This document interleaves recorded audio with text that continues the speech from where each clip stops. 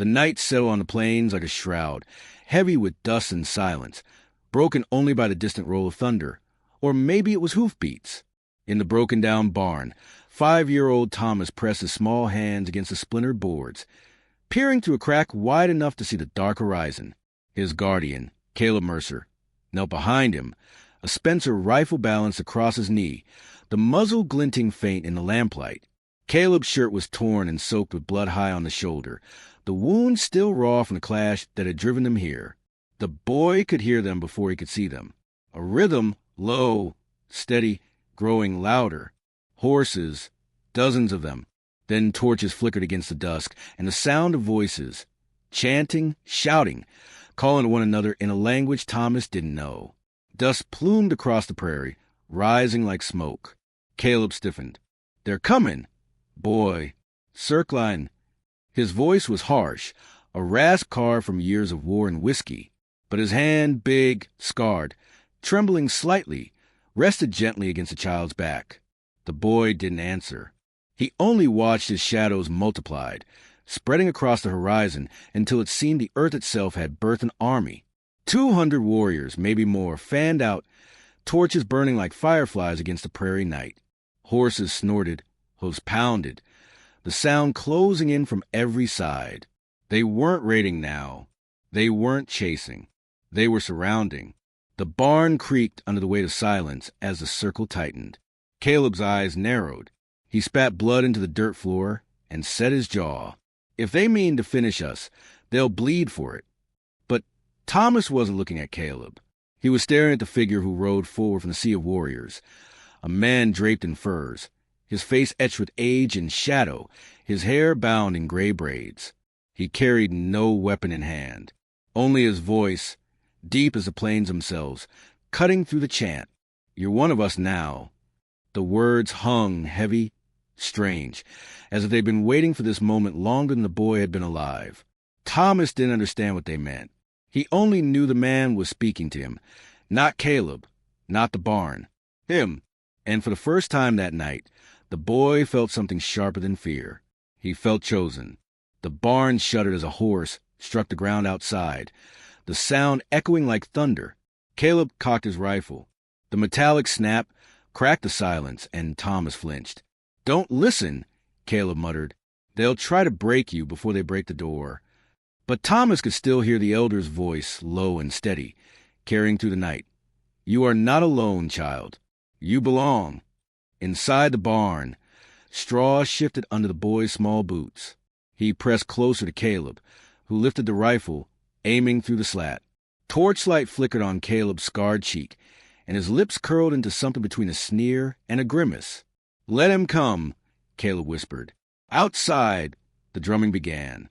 The pounding of the drums rattled the old beams, each thud striking Thomas's chest as his heart tried to match the rhythm. His small body trembled, but he pressed his palms harder against the boards, refusing to pull away. Fear and fascination braided together in him, too tangled to separate. Caleb shifted beside him. The rifle now aimed steady through the gap. Smoke from the lantern swirled upward, clouding the air with a bitter stench that mixed with blood and straw. "Keep low," Caleb ordered. "Don't let him see your head." The boy obeyed but couldn't look away from the firelit circle outside. Warriors sat straight-backed on their ponies, feathers stirring in the night wind, faces painted in red and black. They weren't yelling now. They were waiting, patient, certain, like hunters with game already trapped. Caleb's jaw clenched as he muttered, "Knew I should have kept riding. Damn fool to stop here." His voice cracked with pain. The blood on his shoulder had soaked through the bandage, dark and sticky. Thomas tugged at his sleeve. "Are we going to die?" The question was small, but it filled the barn like a cannon shot. Caleb froze, eyes flicking down at the boy, then back to the shadows outside. His lips pressed together, white with tension. Finally he spoke. "Not if I can help it." But his voice lacked conviction. Thomas's own memory surfaced, unbidden, raw. His mother's scream on that bright afternoon when the riders came, the fire eating the walls of their home. His father's body falling in the dirt, blood spilling darker than the earth. Caleb had found him afterward, alone, barefoot, crying beneath the cottonwood. Caleb had lifted him, silent, and carried him away without promise or explanation. Now here they were, a broken barn, a wounded man, 200 warriors. The barn door rattled suddenly, struck from the outside. Dust sifted down, stinging Thomas's eyes. Caleb swung the rifle, finger tight on the trigger. "Stay back!" he roared, his voice echoing across the circle. Laughter answered, sharp, mocking. A torch flared brighter, illuminating the elder again. He had not moved, not flinched. He sat tall on his horse, eyes fixed on the boy. Thomas shivered. His mother once told him stories of tribes who took in orphans, who gave new names and new families. But that was before the smoke, before the screams. Now, he didn't know if those were fairy tales or promises. The drumming quickened, matching the hammer of his pulse. Caleb raised the rifle higher. "One step closer, and I start dropping you bastards," he shouted. For a moment, silence again. Then the crack of a whip. Horses screamed. Warriors whooped and thundered around the barn, their circle breaking into a fierce display of speed and fire.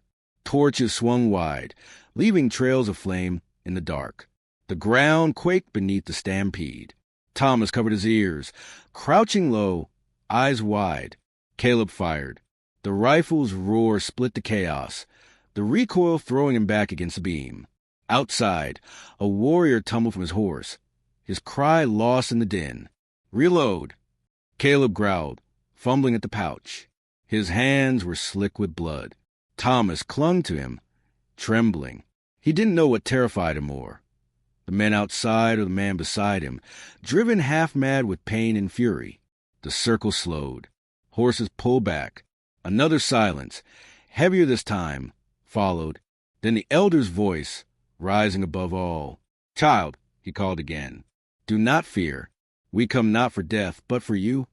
Thomas's breath came shallow, ragged, the elder's words rooting in his chest like seeds.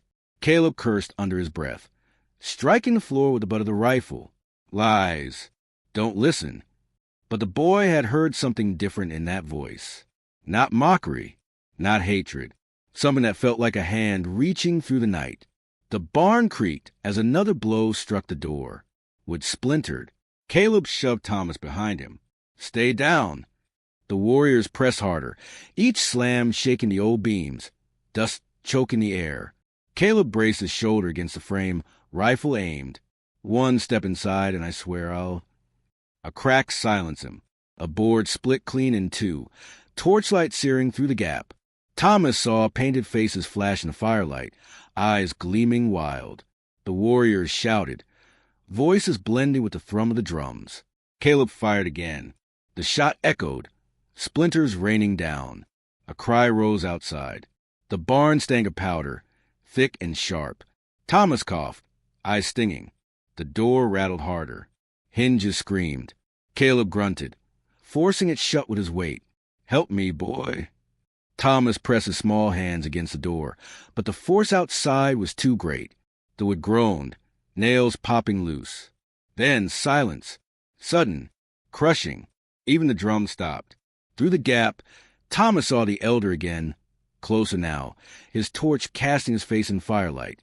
The man's eyes were fixed on him, steady, unyielding. He raised one hand, palm outward, commanding stillness. The warriors froze. The torches steadied. The drums ceased. The elder's voice cut the silence clean. "You're one of us now." Thomas's heart hammered. Caleb spat, his face red with fury and fear. But Thomas only stared back at the elder, unable to move, unable to breathe. Something inside him, something he didn't understand, leaned toward the voice, even as his body trembled. The barn creaked once more, as if sighing under the weight of the moment. Caleb's grip on the rifle tightened, his lips curling around a curse. And then the barn door shuttered again, harder this time, as if the night itself demanded entry. The boy's small whisper was swallowed by the dark. "Mama?" The door groaned. The beam above cracked, and the first board gave way. The barn could no longer hold. The boards groaned, split, and gave way with sound like a dying tree. Caleb Mercer braced his shoulder against the sagging door, rifle clenched tight, but the pressure outside was relentless. Wood shattered. Hinges tore loose. The night poured in smoke, torchlight, and the thunder of voices. Thomas screamed as the first warrior forced through the gap, face streaked in red paint, feathers trailing in the firelight. Caleb fired point-blank. The blast sent the man tumbling backward into the dust, but 3 more pressed forward. Horses reared, hooves clattering against the earth. "Back, boy!" Caleb roared, shoving Thomas behind a bale of straw. He reloaded with bloody fingers, each movement stiff with pain.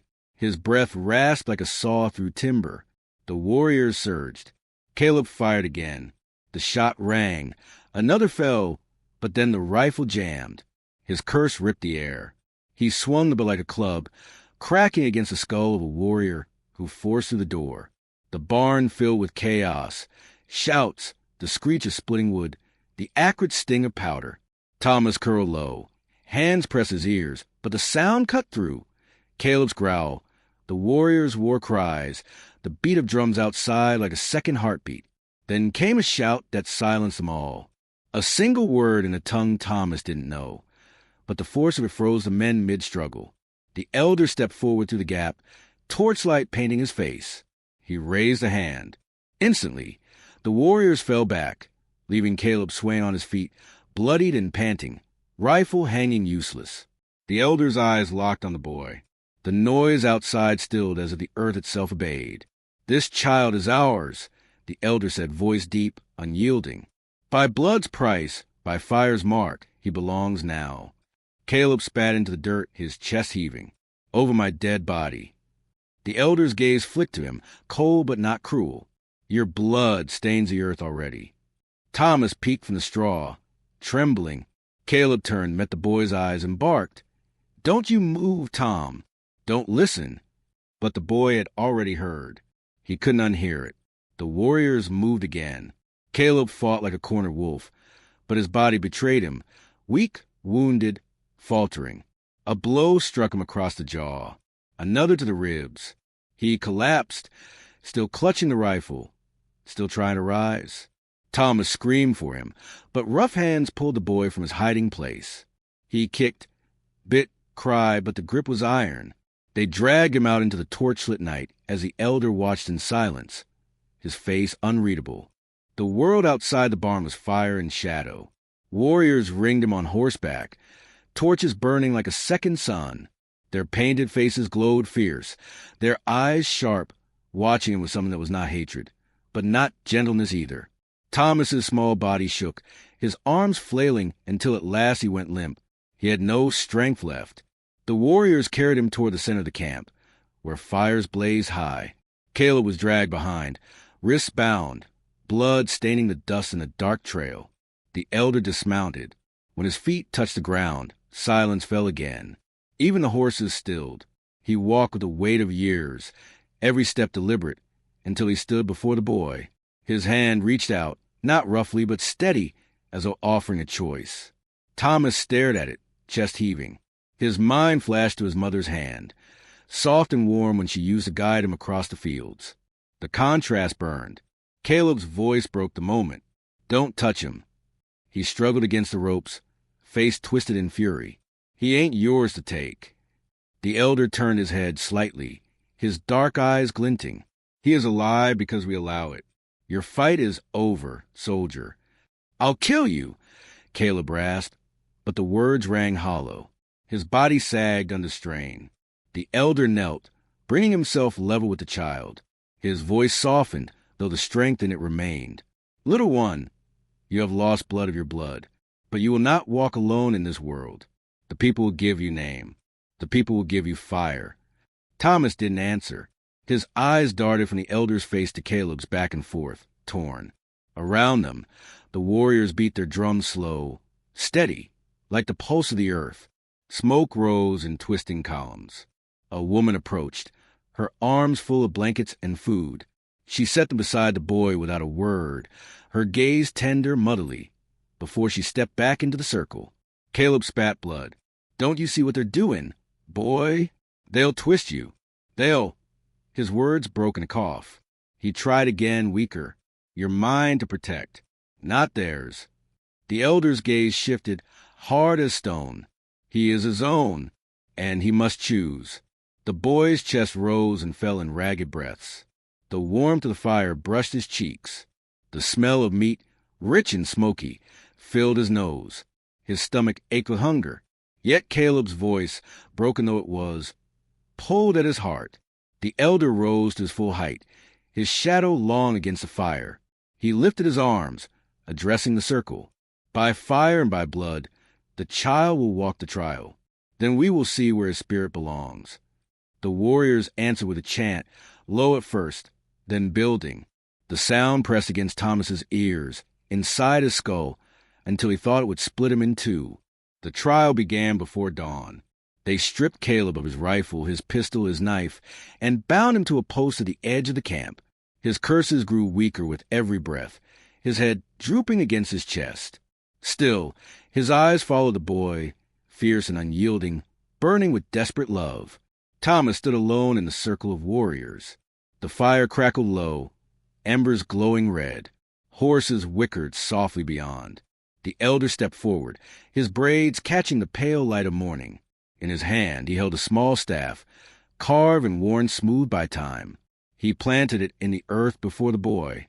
"This is the way," he said. "You walk it, you show your spirit. Then you will know if you belong." The boy stared at the staff, then at the faces around him. Some were stern, others curious, one or two kind. Children his age peeked from behind their mothers, eyes wide. For the first time, he saw not enemies but people, families. But Caleb's voice broke the vision. Hoarse, strained. "Tom, don't you dare. Don't let him take you from me." The boy's lip quivered. He wanted to run to Caleb, to tear the ropes from his wrists, to bury his face against a man's chest.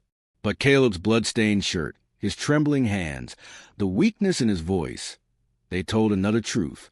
Caleb could not save him. The elder spoke again, quiet but clear. "Fear is a shadow. Step through it, and the sun will be yours." Thomas's small hand reached out, trembling, touching the staff. The warrior's chant rose, filling the sky. His heart hammered, so loud he could barely hear his own thoughts. He lifted the staff. It felt heavy yet alive, like it pulsed with some hidden strength. The elder nodded once. "Walk," he commanded. The boy took a step, then another. Each footfall echoed in his head like thunder. Around him, the warrior's chant grew louder, faster, the rhythm pulling him forward. Caleb screamed his name, the sound raw, desperate. But Thomas's eyes were fixed ahead, where the fire blazed brighter, where the elder waited. His body shook with fear, but he did not stop. The trial had begun. The barn loomed in the pale wash of dawn, its rough-hewn timbers groaning under the weight of history and the press of fear. The boy sat huddled on the dirt floor, his knees drawn tight against his chest, eyes fixed on the figure pacing before the door. Ethan Carter's face was carved in lines of exhaustion and purpose. Every muscle pulled taut, as if he were a bowstring about to snap. The lantern light threw a shadow long against the wall, bending, stretching, shrinking as he turned again and again, the echo of his boots a drumbeat to the boy's quickened breath. Outside, the world held its breath. 200 warriors formed a silent ring around the farmstead, their presence a living storm. No chant, no war cry, not yet, just the press of inevitability, like thunder waiting to break. The boy had never seen so many in one place. Faces painted, rifles and bows glinting in the faint light, horses restless in the dawn mist. It should have been a sight of terror, but something deeper ran in his blood now, something planted by the words of the elder. "You're one of us now." Ethan paused at the doorway, hand resting on the wood, as if he could feel the weight of every set of eyes fixed upon it. He spoke low, not to himself but to the boy. "They'll come with fire, or with patience. Both kill the same." The boy swallowed, his small fingers digging into the dirt. Will they hurt me?" His voice trembled, but beneath it lay something steadier, something older than his years. Ethan turned, meeting the boy's gaze. For a long moment, the silence between them held. Then, slow as a man drawing from a well, Ethan knelt. His hand, rough with callus and scar, settled on the boy's shoulder. "Not if I can stand first. And if I fall, you remember who you are. Remember their elders' words." The boy nodded, his eyes burning with a light that was neither entirely fear nor entirely courage, but something forged in the middle ground between. A sound split the air, then, sharp, sudden, echoing across the fields. A lone rider had broken from the line of warriors, his painted face streaked with dawnlight, his horse pounding toward the barn. He reined in hard, dust rising in a ghostly cloud, and shouted words Ethan couldn't quite catch. The tone was clear enough. Demand. Ethan opened the door just a crack, enough to see but not enough to be a target. His rifle rested in his hand. Steady. The rider shouted again, gesturing with the barrel of his rifle toward the boy visible in the shadows. Ethan answered with silence, his only reply the cold gleam of his weapon. The rider snarled, wheeled his horse, and galloped back to the line.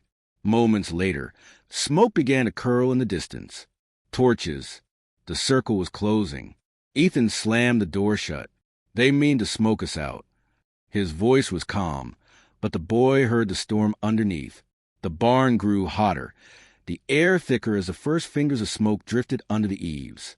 Ethan worked fast, dragging buckets of water from the trough outside, soaking blankets, slamming them against the cracks. He moved like a man who had done this before, though the boy knew he hadn't. Desperation had a way of teaching fast. The boy, smaller and quicker, ran where Ethan could not, dashing the stuff-wet rags into gaps, his little hands trembling but unyielding. Together they fought the creeping smoke. Together they kept the fire at bay. The circle outside grew restless. Shouts rose, war cries now, fierce and cutting, echoing off the fields. A shot cracked the air, the bullet whining against the barn's planks. Ethan ducked low, pulled the boy against the wall, and returned fire through a narrow gap. His rifle thundered, the recoil slamming his shoulder, the muzzle flash lighting his hardened face. A cry went up outside. One down. The circle surged tighter. The boy's chest heaved. He had never been so close to death, never heard the raw thrum of life and loss in a single heartbeat. His fear turned sharp, cutting through him until what was left was something leaner, sharper. He lifted the pistol Ethan had given him, its weight strange but steady in his grip. He didn't fire. Ethan hadn't told him to, but he held it ready, eyes burning. The siege pressed on. Smoke thickened. Bullets chewed the barn's ribs. Horses screamed. The sun climbed, turning the smoke gold and blood red. Still they held. Still they endured. By midday, the boy felt his limbs turning heavy, his lungs raw. Ethan's face dripped sweat, his shirt torn, his hands blistered from hauling and fighting.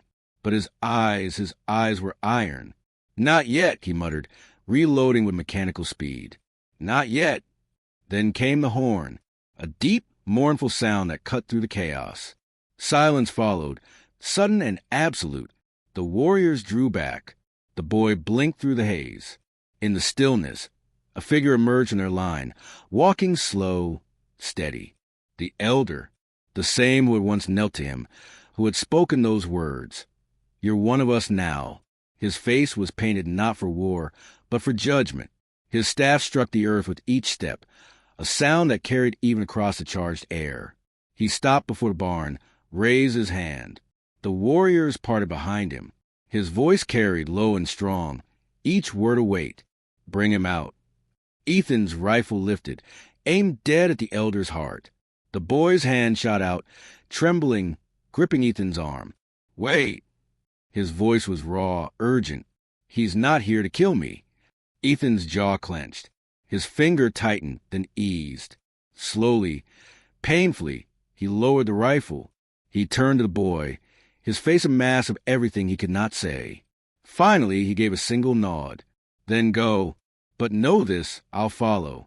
The boy swallowed hard. His legs shook as he stood, but his back straightened. He pushed the barn door open. Light spilled across his face, and with it, silence deeper than before. He stepped out, small against a line of warriors, yet tall in ways Ethan could not name. The elder's gaze locked on him, unreadable, unshakable. Then at last he spoke again. Come, child, it is time you chose. And with those words, the fate of both boy and man hung in the balance. The boy walked forward, each step crunching on dirt and ash, The circle of warriors closing behind him like the jaws of a great beast. Ethan followed, rifle still in his grip, his boots dragging furrows in the earth.